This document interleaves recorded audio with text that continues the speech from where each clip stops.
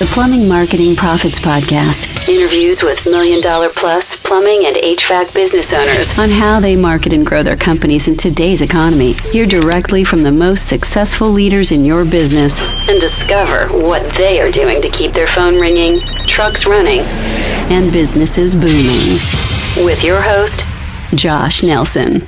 Hello, and thank you so much for joining me on this episode of the Plumbing and HVAC Marketing Profits webcast.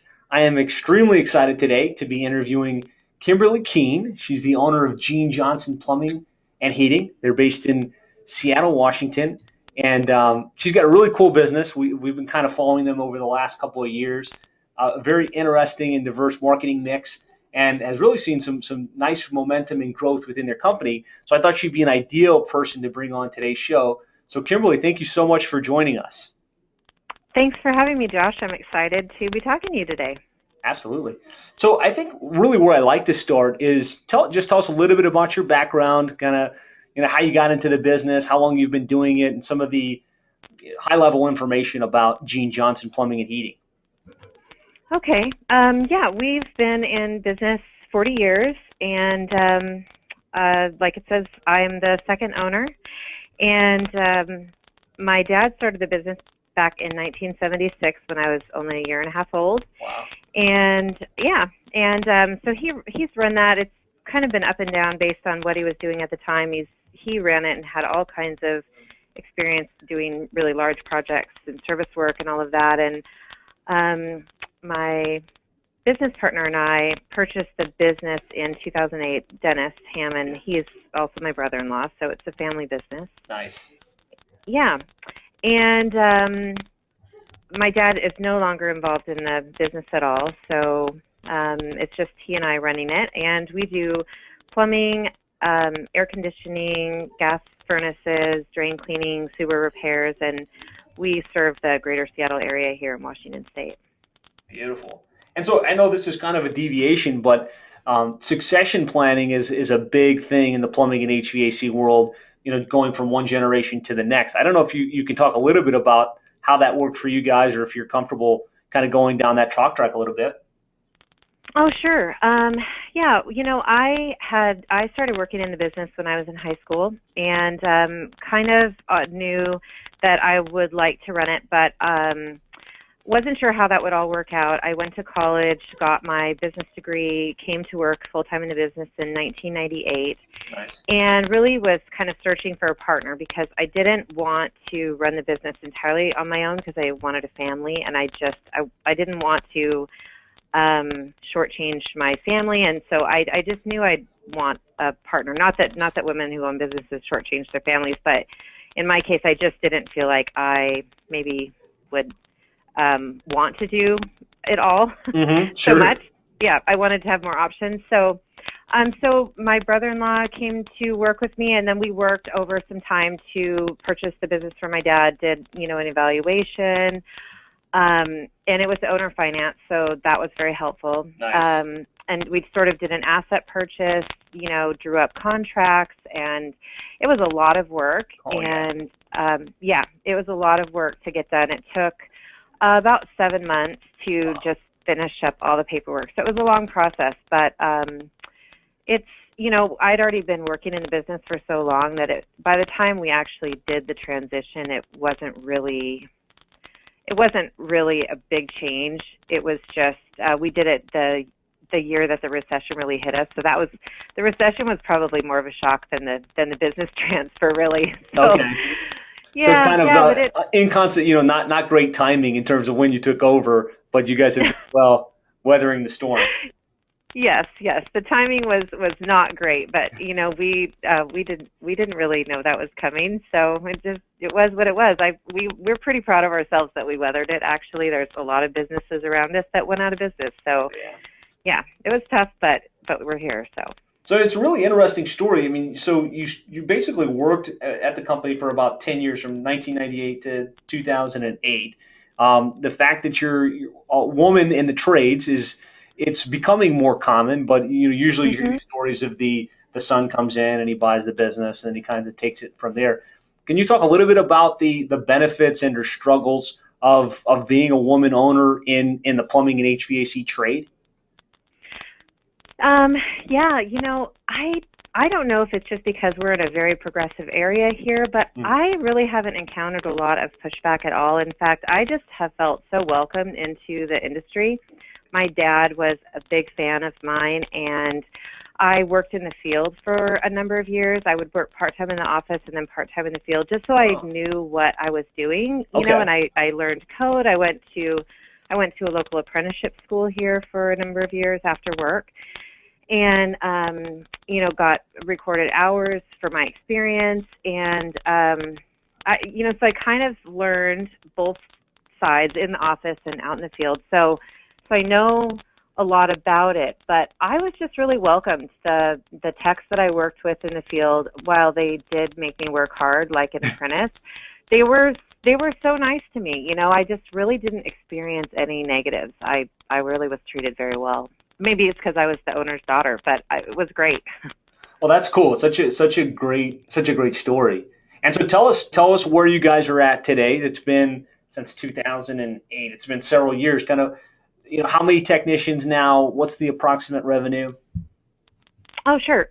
We have 14 total employees. That includes my business partner and I. Okay. We run 7 trucks in the field. We are 100% service work, and we will finish the year somewhere between 2.5 to 3 million.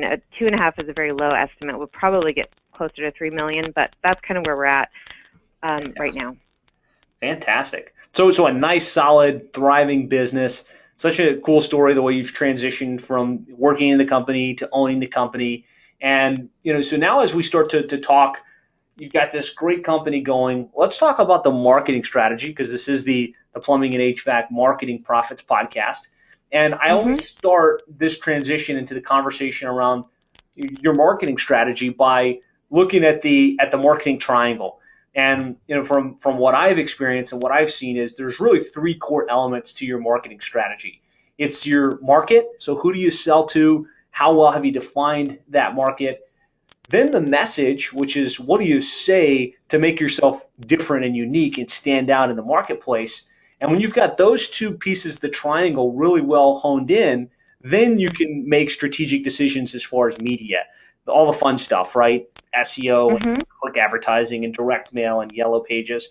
So let's start with the market. How do you define your market there in the Seattle area for Gene Johnson Plumbing and Heating? Sure.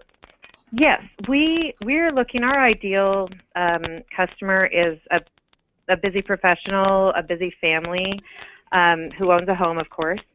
And we are looking for people who are experts in their own field, but not experts in plumbing. And they want to be busy doing things that they enjoy in the Great Pacific Northwest, and not necessarily crawling into their house doing their own plumbing or fixing their own faucets. So we're looking for people who value their time, because we know that then they'll value ours because they're glad we're helping them out. And we also really focus on homes within 5 miles of our business location because there's such a great density and we don't have to travel so much. Traffic here is awful.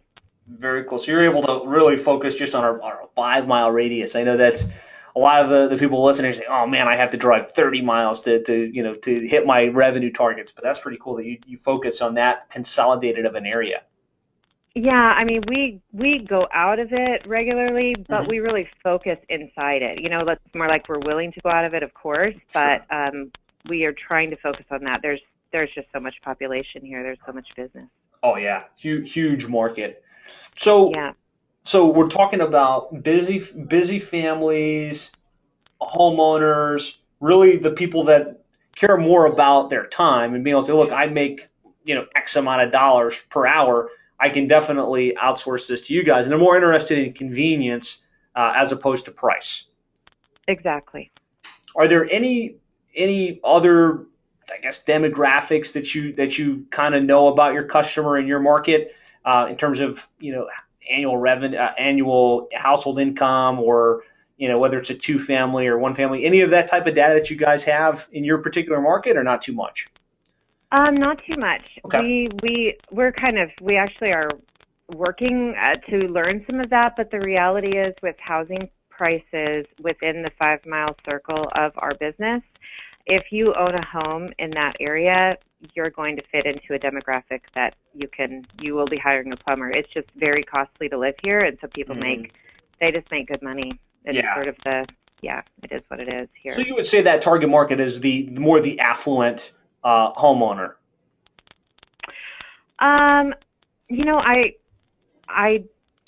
I'm sure that some of our customers feel affluent, and I would think that some of them just feel like normal families. Right. It's just that, I'm not sure how to answer that, actually.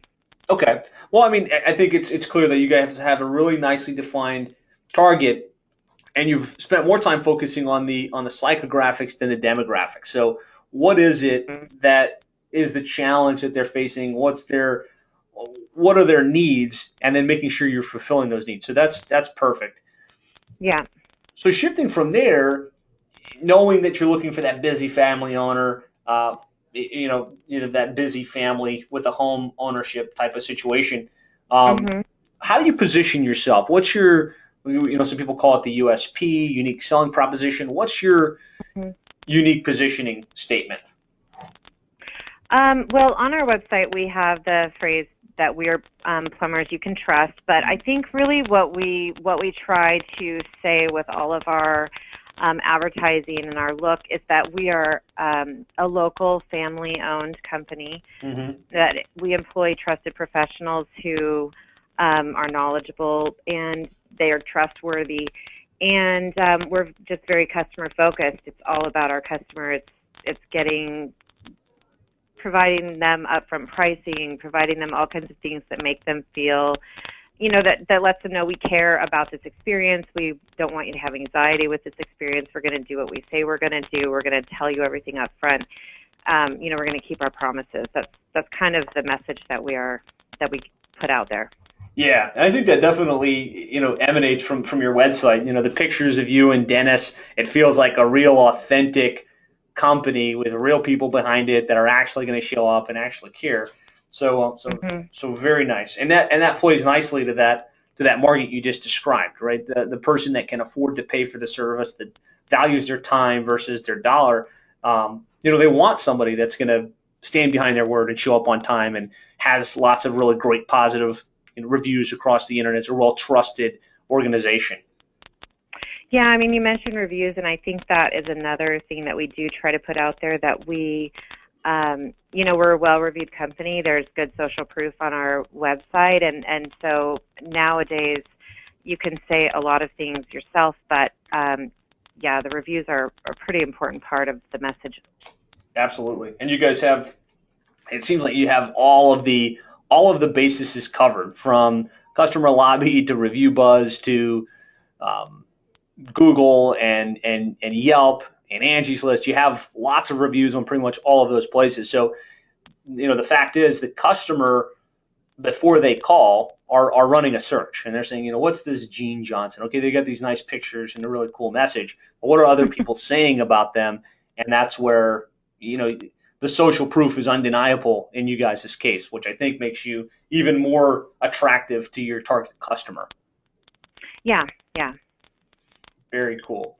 So now we can shift into the part that everyone loves to think about when they think about marketing, which is the media, right? And all those fun things you can do to get that message in front of that ideal customer. So just talk to us a little bit about your marketing mix and kind of what you guys do to generate leads and to keep the team busy and the trucks running. Okay. Yeah, I'd be happy to. I would say the very number one thing that we do is, our internet presence, our search engine optimization, and the design of our website and all of that. And, of course, we use you guys, the Plumber and HVAC SEO. Thank you. And, yeah, so we've been really committed to internet for a number of years. I can't even remember the year, but we went out of Yellow Pages a long time ago, and so we've really seen our listing on Google go from number 1 down to number 15, and have found that it really depends on SEO company you're using, how effective that can be. And choosing the wrong SEO company, we feel like that was a real challenge. We, really saw a drop in business when we did that, like back in 2012, going with the wrong company. But now with you guys, with Plumber SEO and Plumber and HVAC SEO, we've been with you about a year, and we've seen, for instance, our listing on Google go from like the second page to number 1 in some cases, depending on the search. So that's been one of our number 1 focuses in terms of advertising for a number of years. It's just a really good internet presence. Awesome. And so I would say that's number 1. Okay, and I appreciate that plug. I didn't ask her to do that, but I appreciate you doing it. Yeah, in fact, I don't know if it was you we talked to or someone else, but we actually had sort of every time we would get one of your emails, because you were working with one of our competitors, and every time we would get one of your emails, we would call and say, "Oh, are you actually soliciting business? Because, you haven't been able to work with us because you're working with a competitor." And then we were just fortunate enough to grab you, and you became available, and we've been very happy with that. It's really worked out well for us in the last year. So awesome, thank you. Yeah, additional plug. Yeah, no, awesome. That's fantastic. I appreciate that. So let's talk about, I'm sure you guys do other things in order to market yourselves and in order to generate leads. So let's talk about the rest of the marketing mix as well. Yeah, so we definitely have a social media presence. We interact with customers, especially on Facebook. We do put videos on YouTube. I don't see a lot of interaction there, but we are there. We do pay-per-click as well, and you guys manage that for us. Sometimes that seems really effective, and sometimes it doesn't. It sort of depends. If you get a couple of great jobs from pay-per-click leads, then that number looks awesome, and if you don't, it just looks okay. So, but we do it because I do think it's a good source of new customers. People searching, especially the mobile component of that, searching on their phones. So we definitely do pay-per-click. So you said something there that was pretty interesting to the listeners, which was you can tell how many calls and how many leads are coming in via pay-per-click versus organic. So talk about how you track that. What tools and systems do you have in place for those types of things?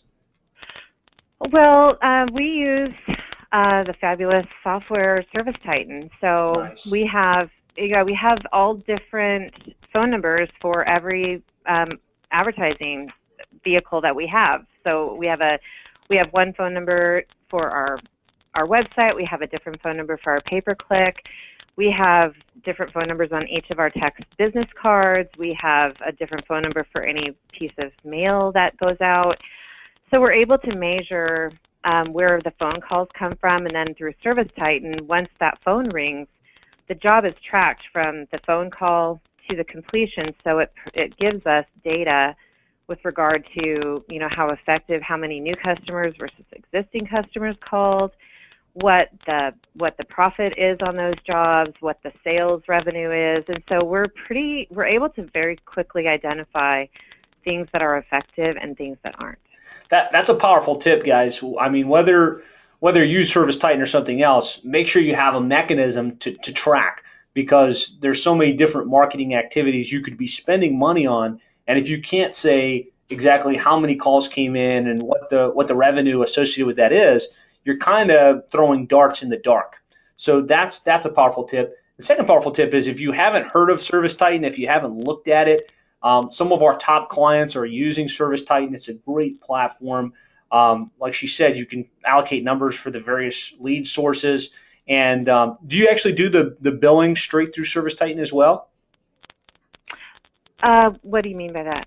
So the collection of revenue, so that you can tie the actual billed revenue to the customer back to the lead source. Yes, it's all done through ServiceTitan. Mm-hmm. And I can't really think of any other tool on the market that lets you go that deep. There's tracking tools to say, okay, here's how many calls we got, and here according to the conversations. But if you use ServiceTitan the way it's intended, you have such a competitive advantage over the competition, because you truly know what your cost per customer acquisition is, right? Absolutely, and it records and calculates based on your input of your costs. It calculates your return on investment, and we've tried the other, of course, where the phone call is recorded and you have to go in and listen to all the calls and then put them in the correct, allocate the revenue to them. And it's possible to do it that way. It's just so much more time consuming. And this way with ServiceTitan, it just allows us to focus on serving the customer, and sort of all of that amazing data is collected while we're just doing our jobs and enjoying our work. And there's not that, all of that time commitment to go to another place and listen to phone calls and look up customers. And it's such a time saver. Yeah, no, absolutely. So I think that was a great point that you elaborated on there with the tracking and using a tool like ServiceTitan to know where your dollars are going and whether those dollars are coming back in return. So I know you were about to continue. You talked about social media. You talked about pay-per-click. What other type of advertising and marketing do you guys do? We do some customer retention advertising, which I think that's a really valid thing to do. So we send out thank you cards when a job is complete. We use a company called G4 Marketing that you've interviewed before. That's how we heard of them, actually. Awesome. And I think their product is great. It's so friendly, and so they send out a thank you card with a really nice looking gift card in it. They do some email, they're added. Our customers get emails from us, and then they're able to reply, and the replies all go straight to my inbox, so I can see if there's any problems or concerns. And it's most of the feedback I get from customers is really positive, and it's just fun to see. Yeah. That they're happy with our guys and happy with what we're doing. And then in the rare case that there is a problem, I see it right away and can deal with it typically. So we do that. That's a customer retention program that, like I said, the thank you cards, the emails, and then there's also an monthly email newsletter that they do for us. So we do that. So that's awesome. And everybody preaches the power of retention marketing, right? And isn't it a novel concept to send a thank you note after the service call where they get something physical in the mail? Are you and since you track this in ServiceTitan, are you seeing a strong correlation in terms of increased business directly from the retention marketing that you can point to? I feel like we haven't been doing it long enough to say. I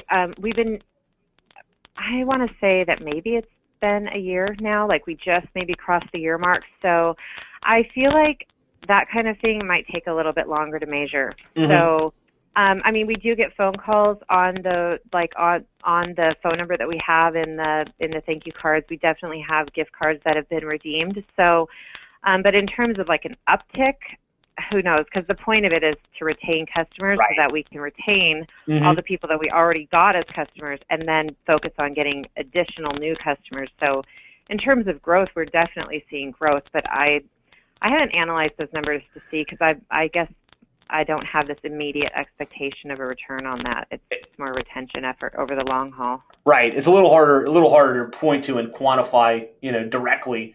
But yes, there's another great tip. If you're not following up with your customers after the service call, both in email and in some type of direct mail, you're probably leaving money on the table, because they're more likely to refer you and or use you again if you're showing up to them in different media after the service call.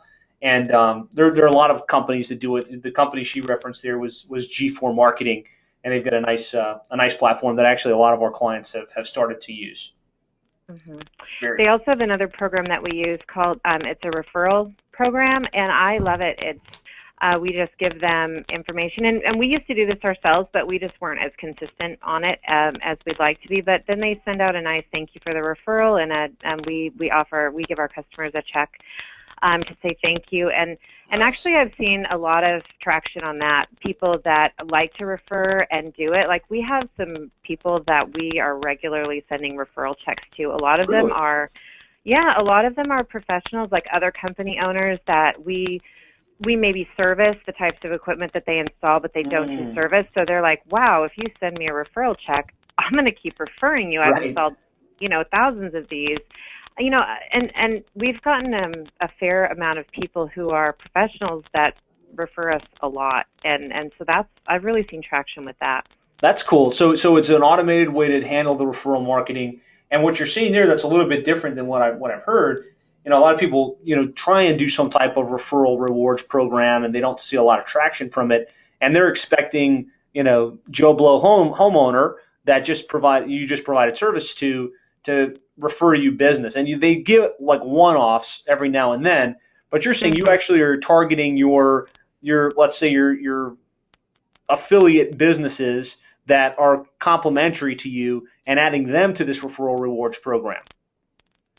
Yes, and those, we see multiple referrals, usually multiple per week from other business owners. And I've added them on purpose because, I want them to keep referring to me. So I'm why not? Incentivize those people that are already dealing with your ideal customer. People ask about plumbing related questions, and they could refer it to anybody. But if they don't trust you, and you've given them this incentive to do so, it makes it really easy and logical for them to refer to you. Yeah, and they're not going to forget. Sometimes someone will meet one of our employees at a supply house, and then they'll be like, "Oh, I really like that guy," so they'll refer to the company. But that's not a relationship I have with this other business owner. It's a relationship that maybe my tech is, nurtured. And so then when I send them a referral check, they remember my company. You know what I mean? It starts to, that's just what my experience has been. It's helped them remember, oh yeah, that company, I'll refer them. It's just been helpful. That is a very, very cool insight. I've had a lot of conversations around referral marketing, and that insight is powerful. I'm sure a lot of light bulbs went off from those listening. So thank you for sharing that. Do you have any examples of people you might suggest to target for this type of referral marketing, or is it more just kind of, if you're involved in the Chamber of Commerce or if you're involved in BNI and you kind of add them to this type of program? Or is there someone within the plumbing and HVAC space that would make sense, go find these types of referral partners and add them to your referral program? Well, I can just tell you what, particularly, maybe what our top 3 have been, or 4. That'd be great. For us, a leak detection company, because we don't do underground leak detection ourselves. We could, but we just haven't. And so we get referrals regularly from leak detection companies that don't do the actual repair, because that's a pretty important distinction. Some of them repair as well, and we don't usually work with them. The specialists that just do leak detection kind of buddy up with them and say, hey, look, if you refer that job to us, we'll add you to our referral rewards program. You'll get a check every time we get a customer. Yes. Okay. Another one is new construction plumbers. So we do 100% service. We don't do any new construction. And so then we run into, a couple businesses where they don't do service. And so we refer leads we get first, can you bid on this? Can you bid on that? I have a set of plans. We typically refer that to a couple contractors. And what we found, especially with this referral reward, when we send them, once they've referred a job to us, when they're getting service work that they don't mean to advertise and they don't really want to do, they're sending that work to us. So that's been great. Awesome. And and another one, our restaurant owners, they need services, and they have friends that own restaurants as well. It seems like it's a fairly close community, especially in neighborhoods. And so we've started working, for this restaurant and then this other restaurant that the owner is friends with. And so that just kind of keeps going. We've added a lot of clients through restaurant owners as well. Very, very good stuff. This is great. I mean, guys, if you just take this one insight from this interview and you go out and start to implement it, it sounds like this is a pretty systematic source. Once you lock down one of these referral partners, they come across these kind of opportunities and they refer you on a pretty consistent basis. I'm very happy with it so far. I'd have to say, I would never stop. Now that we've started, it's been great. Very cool. And so, these are things you can implement on your own, right? Like sending a thank you note after the service call, sending follow-up emails, setting up a referral program where you track whether you got a lead from somebody that turned into a job. And these are things it sounds like you've done in the past. What was the benefit of using a company like G4 Marketing to help systematize that versus doing it on your own? That's exactly the benefit that you just stated. It's a system. It's not reliant on me. I have just made a real point that the women that I work with in our office, just if you get a referral, it always goes on this spreadsheet. We send it over. I think it goes maybe once or every other week or something like that. And it's just not even a question. It's like, if you get a name, follow it up, get the name on the list, and we send them a referral. So we really, whereas it used to be someone would say, oh, so-and-so referred us, and we're like, oh, great. And we kind of look, but it's just, I don't know, it's sort of just a promise we made to ourselves, and then we have this easy way that looks really professional. It's really nice. And someone else can do it because I'm already really busy, and so I honestly, I just didn't do as good a job as G4 Marketing is doing, and that's why it's been so effective, because it's just a system. It's not something that I have to do. Right. And again, guys, this isn't a sales pitch for G4. I'm personal friends with Brian from G4 Marketing. I'm in a personal mastermind with him. But I think it's a good conversation to have because all of these tactics make sense, right? It makes sense to send a physical thank you card. It makes sense to do this stuff. And I think part of the problem is you look at the logistics of it and you say, it's really not that hard. I mean, I could get some thank you cards and I could have somebody in the office put an address on it and put a stamp, but it doesn't get done. And, you think, oh, I'm going to spend the money with these guys to do it for me. The benefit, I think this is what you're saying, is the benefit of having somebody do it for you and just have it done consistently and well outweighs the cost. 100%. Yes. Cool. Great stuff. So let's keep. Yeah. What other marketing and advertising things are you guys doing? We use Review Buzz for customer reviews. We find, for whatever reason in our area, that has been super effective. We get the most reviews when we send the request through Review Buzz, so we're really happy with that. We get a good mix of reviews on all different platforms. So that's very effective for us. And if you look at their website, you'll see, literally hundreds of reviews from across the web. And there's lots of tools that do this. I think Review Buzz is one of the best. What is it that you like about Review Buzz and the way that platform works? I don't personally use the platform because my customers do. But what I like about it is that I get reviews. So we've tried a couple of other things, and it just hasn't. We've seen not a lot of production of reviews. Mm-hmm. So I just like it because it works. That's pretty much it. I don't really care what I use. If it works, then I'm willing to pay for it. That's what it boils down to. So this is a hot topic, because everybody knows they need reviews. They know that there's more to getting reviews than just using a tool like Review Buzz or whatever the other platforms are that send an email. Sure. Have you guys done anything within the culture of the company to people write reviews for the tech, right? Because the experience was great, to get your guys engaged in creating such a good experience that you think kind of helps this work? Or is there any insights you can share along those lines? Well, we do give a spiff for a review. So we have a weekly meeting. If we get a review, we do spiff the text on it. Nice.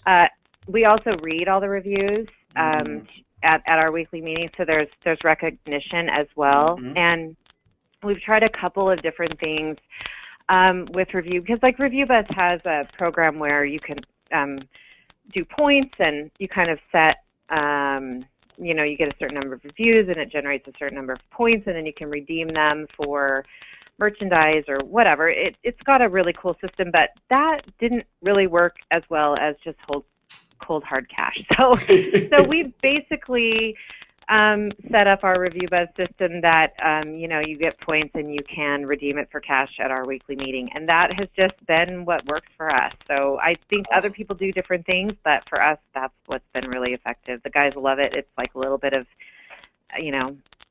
money that they can use for lunch or coffee or whatever. Mm-hmm. I don't know.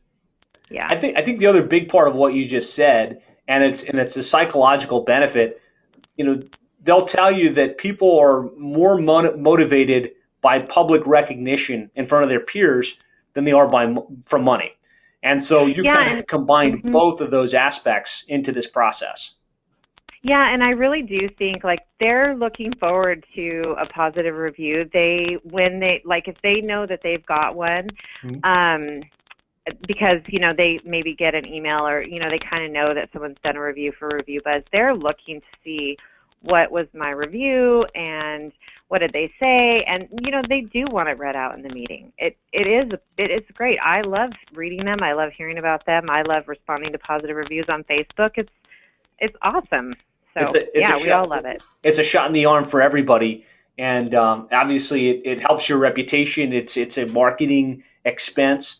I guess the one question I'll ask, and this may be too tactical to the point where you don't even have it's nothing to speak to, but when the tech goes out and he does his job and he provides a great experience, and you guys have really kind of built this into what you do, does he start to do anything to plant a seed with the customer that, hey, you're going to get a request for review after the service call? Is that something you guys do? I'm just curious because it seems like in theory that would help. I wish I could answer your question well, and yeah, Dennis is sitting right here. Probably too tactical a question, right? Okay. I'm not sure. I don't know that we have really. I don't know that they do anything. Like, I don't think that they have a standard thing. Like they say, hey, it'll really help me out if you give me a review, or if you've been really happy, would you, was my service today, great enough to warrant a 5-star review. I don't really think they do things like that. I think it's really, they do a good job in the field. They know that the email is going to go to the customer asking for a review because I believe that it's systemized through ServiceTitan right now. Yep. And so they know that's coming, and so they just know on every job there's an opportunity for the customer to review, and it's not pick and choose, and I think that's part of also why it works. It's like if you pick and choose, it just isn't as effective as just a system. That's what we found. For us, systems work really well. Yeah, and she kind of revealed like the ultimate combination of services here. This wasn't intentional. These are all actually people that I have personal relationships with. I love Mike Montano and the whole Review Buzz company. I think they're awesome. Their system is awesome. But combining ServiceTitan and Review Buzz, you really systematize the entire review request process because if you roll it out like she's described, you're dispatching the job from ServiceTitan. Once the job is closed, it triggers Review Buzz to send the email to say, hey, thanks for your business. We'd love it if you'd write us a review, and all of the logic that now Review Buzz has behind it. And so, that's awesome that you're willing to share this. I think you shared some tremendous insights as well as some great, service providers that you guys rely on that have helped you get the types of results that you're getting. Well, yeah, and the thing is with what I've described with the retention marketing, the thank you, the referral rewards, the review requests, and then in the meantime, answering the phone, booking calls, dispatching the right tech to the right job. Without the technology available to us now, it's incredible. I've been working in the plumbing industry since we had a notepad, like a schedule book and a phone before we even used computerized dispatch. And you just couldn't have done all of these things. But now the technology available, we couldn't run the business and do these things with 2 office staff if we didn't have, and until recently, 1. So it just really makes life a lot simpler. It really there's some major efficiencies available through technology. No doubt. And so one thing you touched on, since reviews is such an important thing, I think it's part of the magic in your business. There's a drawback, which is that everybody's getting this request for review. And I think it should be that way. That's the way it needs to be. But for a lot of plumbing HVAC business owners that are listening to this, to say, I don't know that I want everyone to get it. I only want the happy customers to get it. So tell us about the occasional negative review, because it happens to the best of us, how you guys deal with that there at Gene Johnson.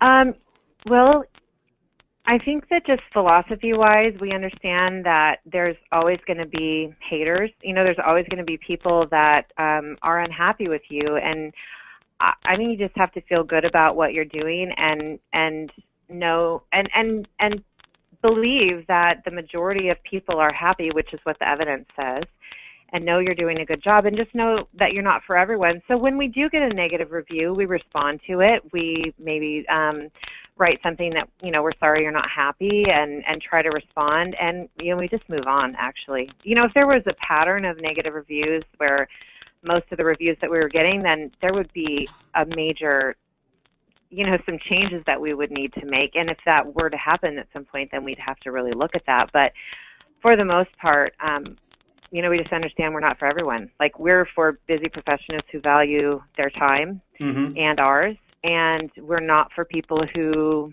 are looking for, a $20 per hour plumbing buddy. That's just not who we are, and we understand, well, maybe they just got hooked up with the wrong company. So better luck next time. Yeah. Beautiful. I don't know if that's what you're looking for. No, but that's kind of where we're at. That's exactly, yeah. I mean, I'm not looking for anything specific, but I think that's the exact right philosophy and the exact right approach to it. So, are there other marketing initiatives that you're doing that you really feel are effective, or anything that you think warrants spending some time talking about on this interview? Well, I just have a couple little things that we do. I don't know that, one thing that's fairly effective, or we get some measurable business from, are making sure that we're listed on manufacturers' websites for the equipment that we work on or that we've had training on. Nice. I'm always surprised to get phone calls from that, but the reality is, people look, they look at the type of equipment they have, they search online because everything's online now, and then they have to find a provider. And so that's a good place to be. Just for some calls, it won't keep someone busy, but it'll provide some work. And so can you explain how do you get on those sites? Kind of, what's the tactical? How do you execute that strategy? Just, okay, so we sell this equipment, reach out to the manufacturer, to the distributor, and tell them, hey, do you have a list of dealers, and kind of follow that? Yeah. Okay. Yeah, I mean, some of them are the manufacturer does it. Some of them it requires. Like, for instance, we work on Navien tankless water heaters. That's the most recent one that I made sure that we were on. And there's a process to go through. You have to send some people to training so that you're trained in that. You have to provide some information. There's a very minor contract, to complete to make sure that you're on the same page, and this is what they expect. If there's a warranty thing, this is what they're willing to pay, and you say, yes, I'm willing to do it for that. And if you are, you are. And you don't have to accept all the work that they give you, but so there was some training. There was some you had to purchase some parts to be ready to service customers, but that's a recent one. Some of them are as simple as just request. You email them a request to be on their website for a service provider. Like, I sell that. Can you put me on there? And they will. So some of it's really simple. Some of it takes a little more work. So that's a great insight too. So just think about the products that you sell, or that you could sell within either the HVAC or the plumbing side of your company, and then reach out to those organizations. It's also going to be a good link for you in most cases, which will help with your authority. Yeah, that's true. But you're saying, so you actually get direct calls. Somebody went to the Navient site, for instance. They were looking for tankless water heaters. They searched for a dealer in their area. You happened to come up on that list. Hence, you got a call, which was almost kind of like a free lead. That's exactly right. Beautiful. Yes, it happens all the time. Yeah. Great. That's a great insight. Yeah. Okay, what else? We get calls. We've been putting equipment stickers on equipment for years. We pay a spiff to our techs for doing that. They do have to turn in the back of the sticker with the model number and the serial number on it, and then we pay a spiff. Okay. So we do that, and we get work from that. So it's particularly helpful if someone has moved, but they leave behind their equipment with our sticker on it, and so then we get the next homeowner's phone call. So that's a good source of income for us typically. So you're planting seeds on every service call just by leaving a sticker on the water heater or whatever it is. so that when it breaks, who else are they going to call than the one that's on the sticker, and or that new homeowner moves into town? That's correct. Yes, Okay. we do that. And the interesting insight then, that you shared on this particular front is a lot of, the challenge a lot of the plumbing and HVAC companies I talk to say, yeah, we have the stickers, but the guys don't put them because there's nothing in it for them. And so you're saying they turn in the back of their sticker and they get a nominal spiff of some sort in order to incentivize that behavior, just like you incentivize what you want to get done within the business. Well, yes, and it's sort of like what you don't measure, what you don't really inspect or measure, you're not really expecting it actually. Like if we don't have a system of how this works, it's probably not going to happen, because otherwise it's sort of like you inspect what you expect. Yep. That's kind of a saying that we have here, and so. Yeah, I mean, we just make it a part of our system. It's in our policy. If you want a spiff, here's what you do. You turn it in. Here's how, and it's just part of our culture and part of what we do here. And so, but also we don't beat people up. I mean, because it is for a spiff. It's not worth it to me to be upset if someone doesn't do it. I would prefer they do it. I would prefer to talk about how it's good for our company. It's good for them, right? I mean, the more calls we have in general, the more calls everyone has. So it's good all around, but it's something we do and we incentivize for, as opposed to being upset if people forget it or miss it.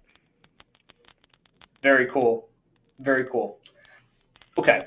Were there any other tactics or strategies? I mean, this is all amazing stuff. So I'm sure the listeners are like, wow, amazing. Well, great.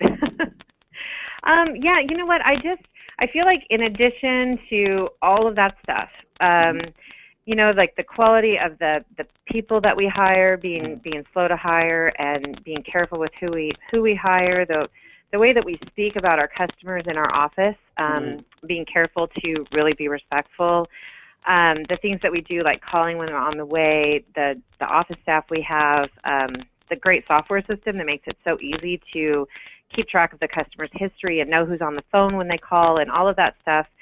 I think it all just is a way for us to stand out, so that it makes all of these other efforts more effective, because it's once they call, it's a good experience. Do you know what I mean? So absolutely. I think that's really the other part of what we're doing that makes all of our advertising and marketing more effective. Yeah. So it's like kind of the backbone of it. Yeah, create a great customer experience, have great quality people, and everything you do just works that much better. Yes. And so, a lot of that stuff is intuitive. A lot of it is trained, right? And there's great organizations out there that kind of train on this stuff. Have there been any organizations that you've been influenced by that have helped you kind of put some of these systems in place?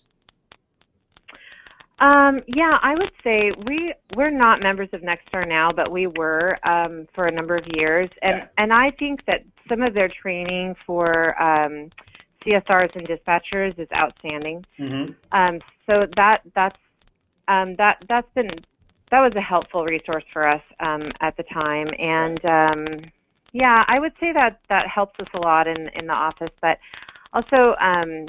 I think that Dennis and I we really like systems. We really like predictable ways of things to go through our office, and so we just try to build what works for us and then stick with it and follow our own rules and kind of expect everyone to do the same, and it just makes life kind of work in a more simple way.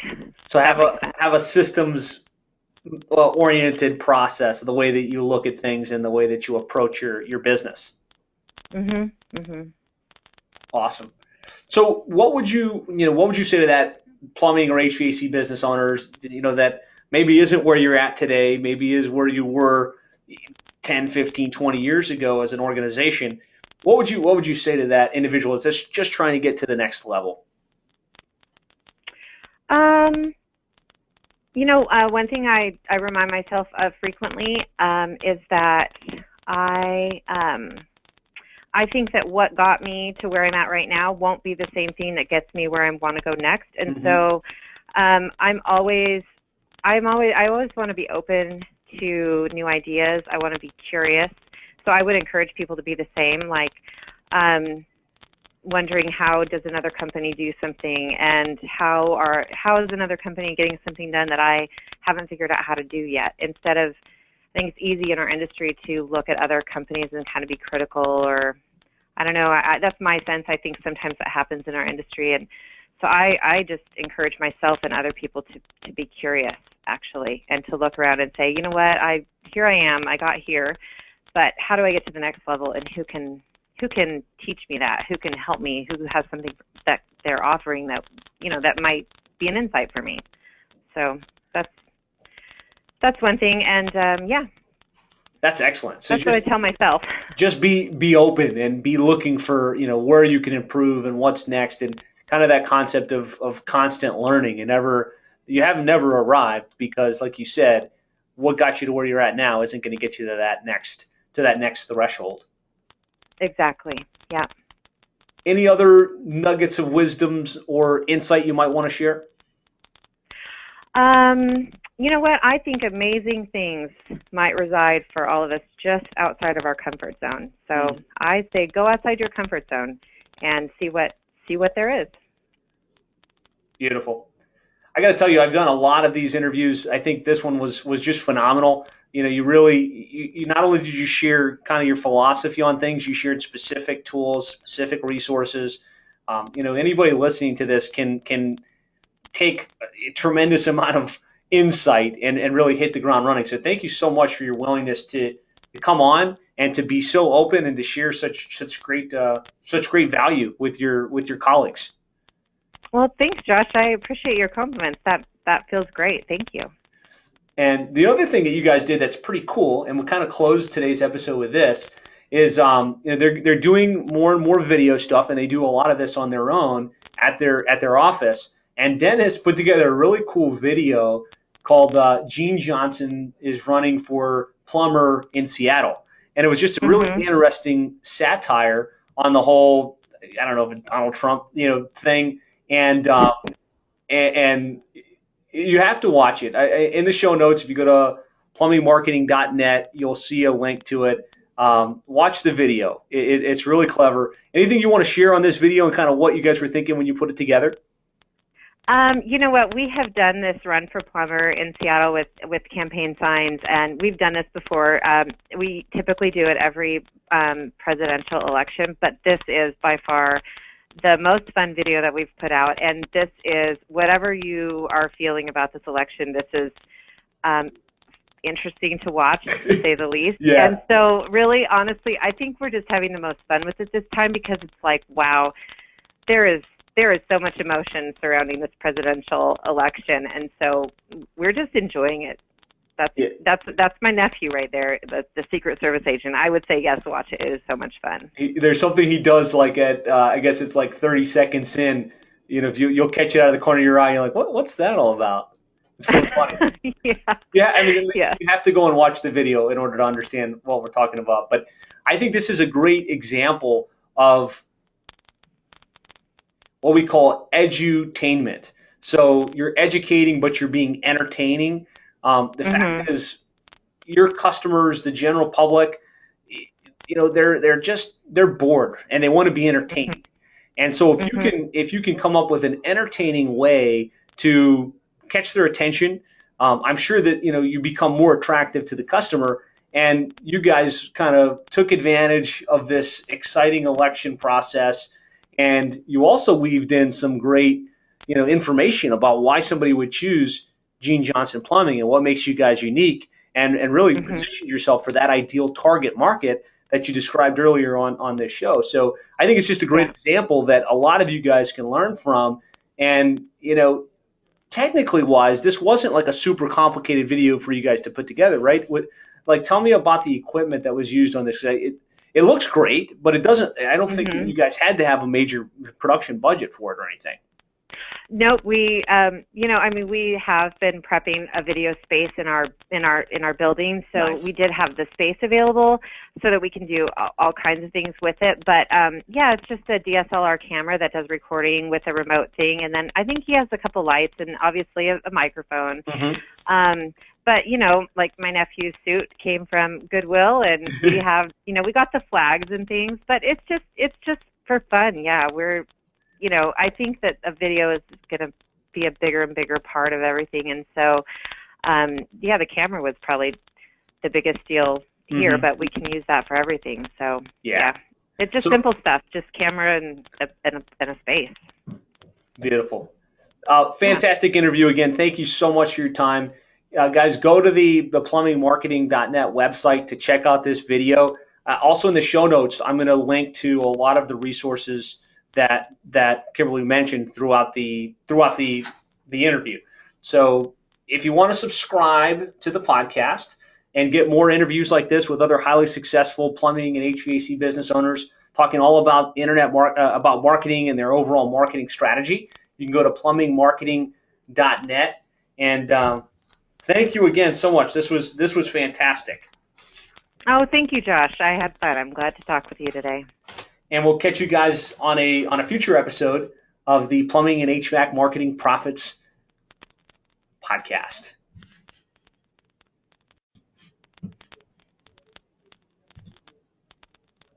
Well, hey, this is Josh Nelson with Plumbing and HVAC SEO. And today I'm here with Kimberly Kean. She's one of our clients from Gene Johnson Plumbing, and they serve the Seattle, Washington market. And Kimberly's been nice enough to spend a couple minutes together just to kind of talk about her experience